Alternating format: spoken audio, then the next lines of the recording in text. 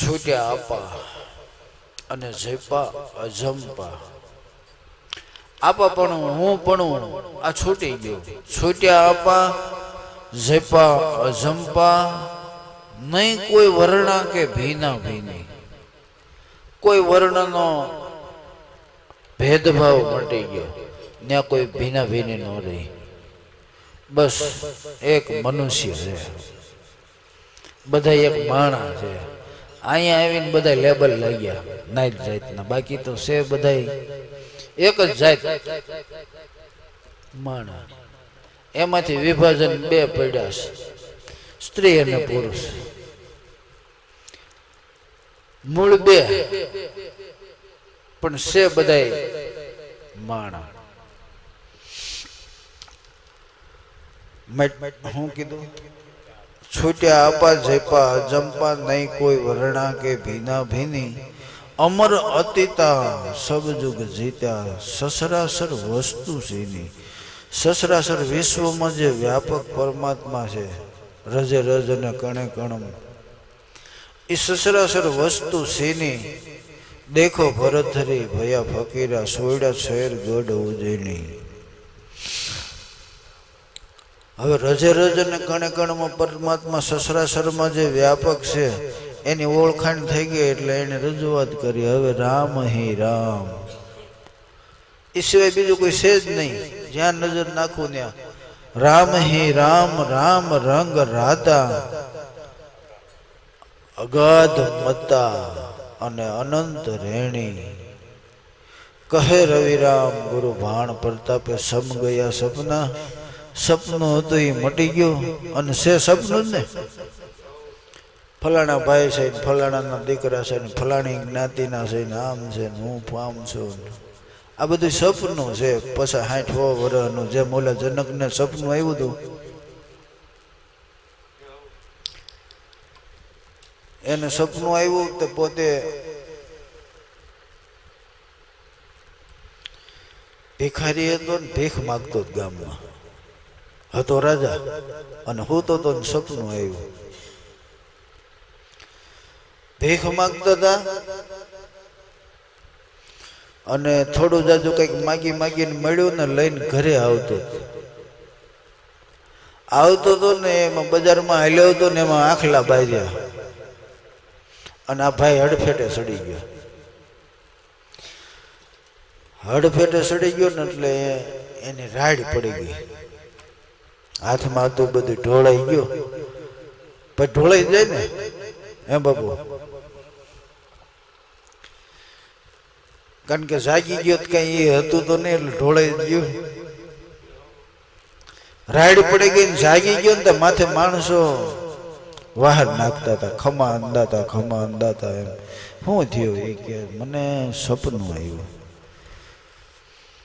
પછી વાત ન કરી. પછી એને સભા બોલાવી કે મારો એક પ્રશ્ન છે, આ હાસુ કે તે હાસુ? મને જે સપનું આવ્યું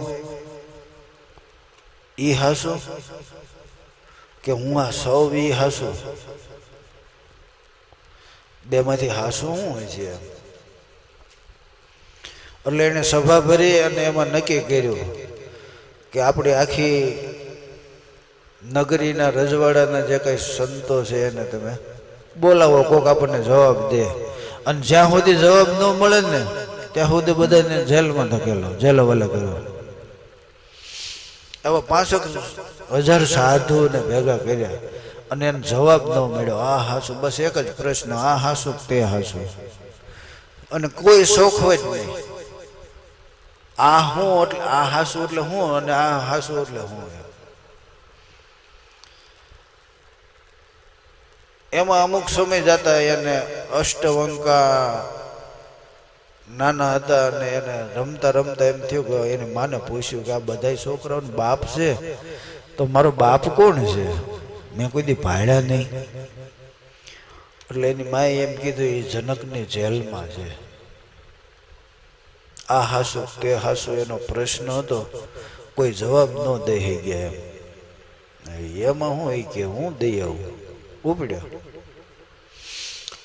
જનકના રજવાડામાં જઈને અને દ્વારપાળોને કીધું ભાઈ હું જનકને મળવા આવ્યો છું ને એનો જવાબ દેવા આવ્યો છું. એટલે ઓલા બધા વિચારમાં પડી ગયા કે આવો છોકરો ને એમાં આ અપંગ છે, 18 વાંક છે,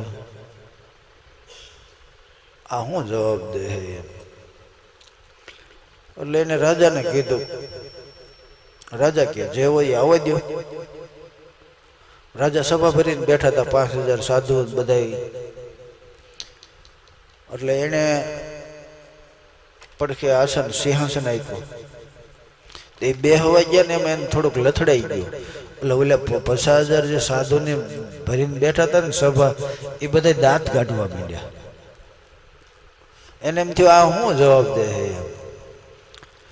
એ દાંત કાઢવા માંડ્યા ને એટલે અષ્ટવંકાએ એમ કીધું જનક એ કે આમાં કોણ આ જવાબ દે. બધા તે સમર ભેગા કર્યા છે, સમર ભેગા કર્યા છે.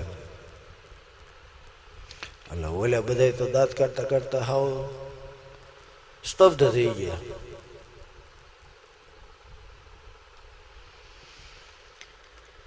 પછી જનકને એને કીધું તારો પ્રશ્ન તો એ છે ને કે આ હાસુ તે હાસુ. એ કે હા.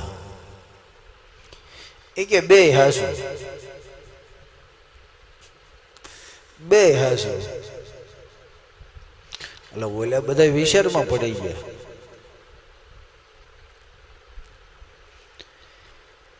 કે બે હાસુ કીધું અને જનક એના પગમાં પડી ગયા તો આમાં છે સમજ્યું શું એમ. પછી આ અષ્ટવંકા એને બધે ખુલાસો કર્યો. આ હાસુ અને તે હાસુ. તને તું રાતે સૂતો તો એ કે હા. સપનું આવ્યું હતું કે હા. તો ભિખારી હતો કે હા. ભીખ માગીને ઘરે આવતો તો થોડું જાજુ મળ્યું હતું અને બજારમાં આંકલા બાંધ્યા એમાં તું હડફેટે સડી ગયો કે હા. તારે રાડ પડી ગઈ કે હા. તું જાગી ગયો કે હા. એટલે તારો પ્રશ્ન એ છે ને કે એ હાસુ એમ કે પછી અત્યારે તો આ રાજા છો એ હાસુ એમ. એ કે હા. એ કે બે હાસુ. પછી ઓલા બધા વિચારે સડી ગયા ને બે હાસુ કેમ કીધું. એટલે એને રજૂઆત કરી કે ભાઈ તને જે સપનું આવ્યું ને એ તારો આગલો અવતાર હતો. તો એવો ભિખારી હતો, આટલી બધી તારી પરિસ્થિતિ આવી હતી, એને લઈને અને આજકાલે તને આ સુખ મળ્યું છે, તું રાજા બન્યો છે. બે હાસુ. એ તારો આગલો અવતાર, તું ભિખારી જતો ઓલી કરે અને અત્યારે રાજા છો. બે હાસુ. પછી કે બે ખોટા, બે ખોટા. પાછા ઓલા વિચારે ચડ્યા. એ કે એ તને સપનું આવ્યું હતું ને 5-10 મિનિટ તને સપનું આવ્યું હતું. એ કે હા. તું જાગી ગયો તો કઈ હતું? એ કે ના ના તો એ ખોટું નહીં. કે એ 5-10 મિનિટનું સપનું હતું. 50-60 વર્ષનું સપનું છે તું રાજા છો. બાકી છે સપના અહીંથી ગયો એટલે તું કઈ છો નહીં. છે બે સપના, બે ખોટા. તો હવે હાસુ શું છે કે એ જાણવું પડે એમ. આવું છે આ બધું. બોલો સદગુરુ મહારાજ. પછી નગામાં હાલ્યા કરશે.